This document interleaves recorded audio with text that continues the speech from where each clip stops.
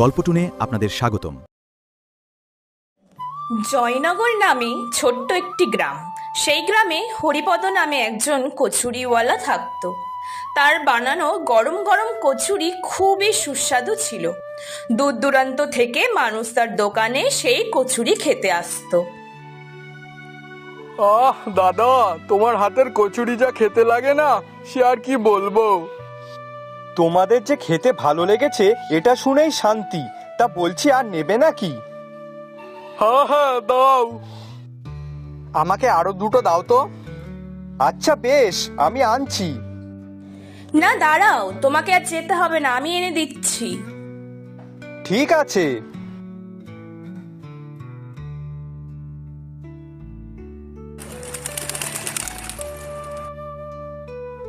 দাদা, কত হলো? ওই তো 20 টাকা। সে কি বলো, মাত্র 20 টাকা? হ্যাঁ, কেন? না, আমরা তো ভাবলাম 50-60 টাকা তো হবে, কিন্তু তুমি তো বলছো 20 টাকা। না না, আমার এখানে 4টে কচুরি মাত্র 20 টাকা, আর দুটো 10। বাহ, তোমার হাতে রান্নাটা যেমন ভালো তেমন তোমার মনটাও। আচ্ছা দাদা, এই নাও তোমার টাকাটা। আর এবার থেকে রোজ তোমার কাছে এই কচুরি খেতে আসবো কিন্তু, ঠিক আছে তো? আচ্ছা বেশ। প্রথম দিকে হরিপদ ছিল খুবই সৎ মানুষ।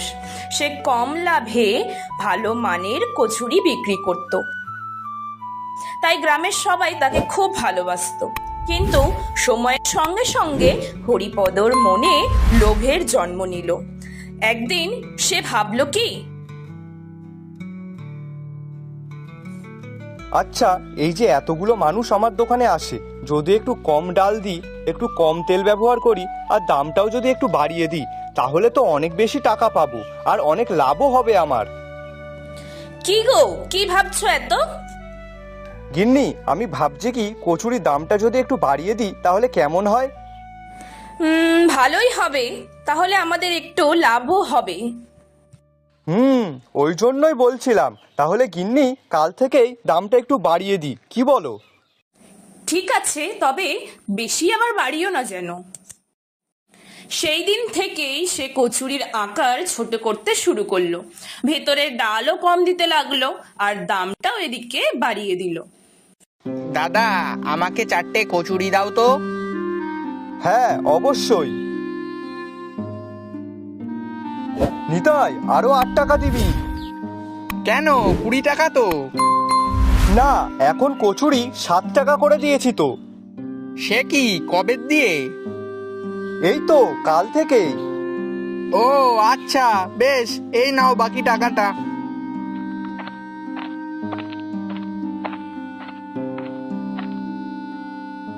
কি দাদা, হঠাৎ কচুরির দাম বাড়িয়ে দিলে যে? তাই তো, 7 করে কেন? আসলে মশলাতে একটু খরচ বেশি যাচ্ছে, সেই জন্যই আর কি। ও আচ্ছা, ঠিক আছে, দাও তাহলে, কি আর করা যাবে, এমনিতেও খুব খিদে পেয়েছে। হ্যাঁ, একটু তাড়াতাড়ি দিও। তারপর থেকে হরিপদ তার ব্যবসাতে অনেক লাভ করতে থাকলো। তাই একদিন রাত্রে, আহ গিন্নি, কি বুদ্ধিটাই না করেছি, এখন আগের চেয়ে দ্বিগুণ লাভ হচ্ছে। শোনো, বেশি লোভ কিন্তু ভালো নয়।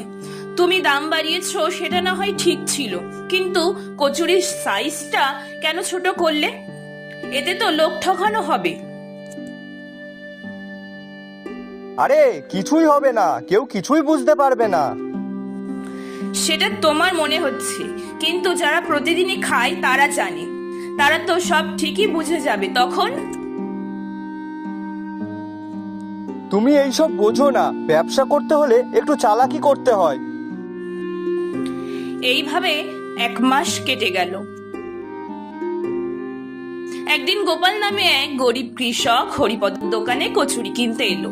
কচুরি হাতে নিয়ে সে অবাক হয়ে বলল, হরিপদ, তুই আগে তো বেশ ভালোই বড় বড় কচুরি বানাতিস, তাই এখন এত ছোট হলো কেন? কোথায় ছোট, একই তো আছে। এটাকে তুই একই বলছিস? আগে 4টে কচুরি খেলেই পেট ভরে যেত, আর দামও কম ছিল, কিন্তু এখন তার কিছুই নেই। তুই যেমন কচুরির দামটা বাড়িয়েছিস, তেমন কচুরির সাইজটাও আগের দিয়ে ছোট করেছিস। খেতে হলে নাও আর না হলে যাও, অত যাচাই করতে হবে না তোমার। এটা কিন্তু তুই ঠিক করছিস না। তোমাকে অত ভুল ঠিক শিখাতে হবে না, তুমি যাও এখান থেকে।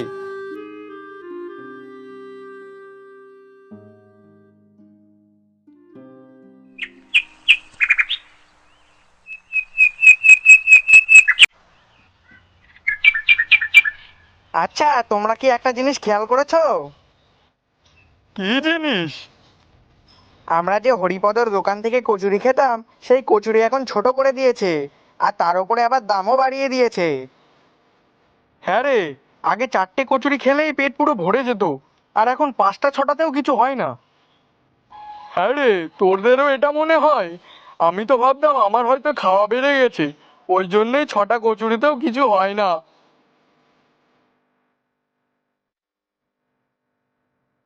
আরে গোপাল দাদা, এদিকে আসো, এদিকে আসো, শুনে যাও। কোথায় গেছিলে? আর বলিস না, ওই হরিপদর দোকান থেকে আসলাম। কি, কচুরি খেতে গেছিলে নাকি? আর খাওয়া, হরিপদ এখন যা লোক ঠকানো কাজ শুরু করেছে, সে আর কি বলবো, তাই নিয়েই তো ঝামেলা করে আসলাম এখন। বাহ, বেশ করেছো। আমরাও এখন এই বিষয় নিয়ে আলোচনা করছিলাম। ভাবছি কি এবার থেকে ওই হরিপদদার দোকানে আর খেতেই যাব না। হ্যাঁ দাদা, ঠিক বলেছো। তাছাড়া ওই হরিপদ দাদা কচুরির দামটাও খুব বাড়িয়ে দিয়েছে। আমি ভাবছি কি, আমি নতুন করে একটা কচুরির দোকান খুলবো। বাবা, খোল খোল, তাহলে আমরা এবার দিয়ে তোর দোকানেই কচুরি খাবো। সে খেয়েও, কিন্তু আমি দোকানটা খুলবো ওই হরিপদ দাদাকে সঠিক শিক্ষা দিতে। আর এতে তোমরা আমাকে সাহায্য করলেই হবে। তোমরা শুধু গ্রামের লোকজনকে সত্যি কথাটা বলবে, তারপর দেখো আমি কি করি। এইভাবে ধীরে ধীরে গ্রামের অন্যান্য লোকেরাও একই কথা বলতে লাগলো, কিন্তু হরিপদ কারোর কথা শুনলো না।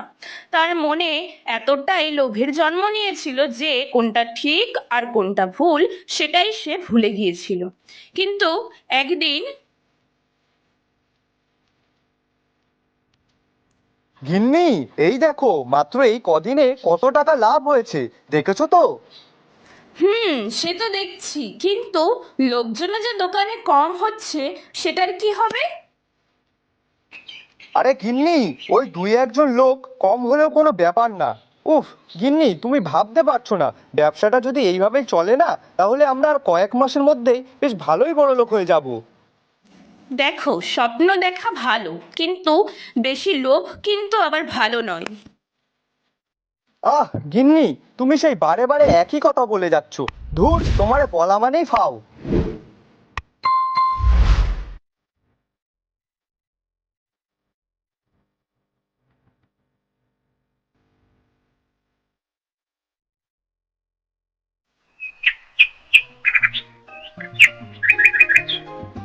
আসুন আসুন, খেয়ে যান নরম নরম গরম গরম কচুরি। দুটো কচুরি মাত্র 10 টাকা।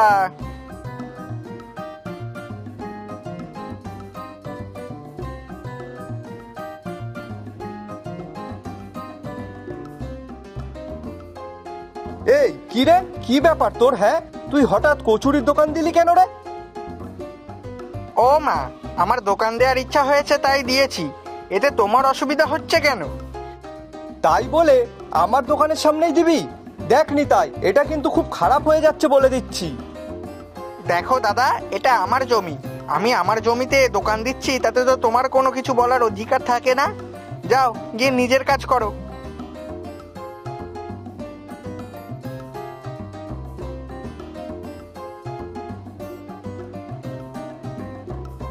না না, এইভাবে চললে তো আমার ব্যবসাতে অনেক ক্ষতি হবে। এখনো পর্যন্ত একটাও কাস্টমার হলো না।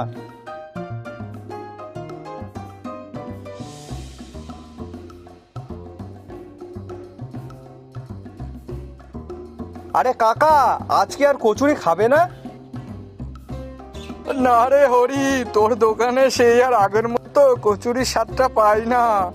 তাছাড়া তুই এখন কচুরির দামটাও বাড়িয়ে দিয়েছিস, তাই এখন ওই নতুন দোকানেই কচুরি নাকি খুব ভালো, ওখানেই যাচ্ছি। হ্যাঁ হ্যাঁ, যাও যাও, আমিও দেখি কতদিন ওই নিতাইয়ের দোকানে খাও।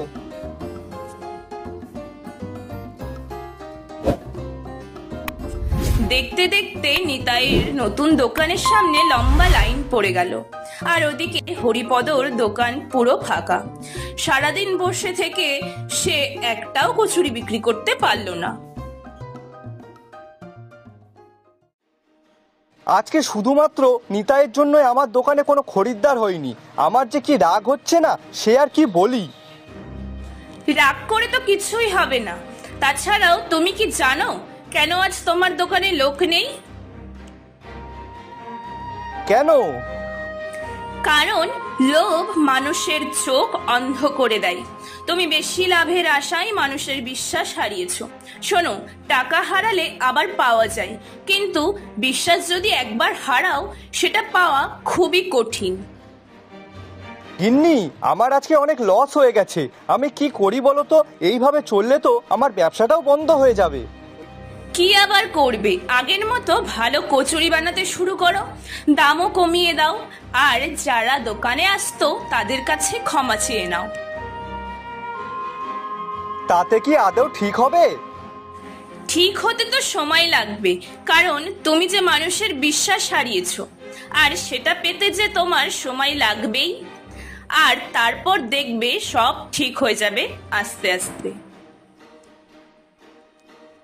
ঠিক বলেছ গিন্নি, আমি কালকেই সবার কাছে ক্ষমা চাইবো, আর আবারও আগের মতোই ব্যবসাটা করব। প্রথমে মানুষ তাকে বিশ্বাস করেনি, কিন্তু কয়েক মাস ধরে তার সততা দেখে গ্রামের লোকজন আবার তার দোকানে আসতে শুরু করলো।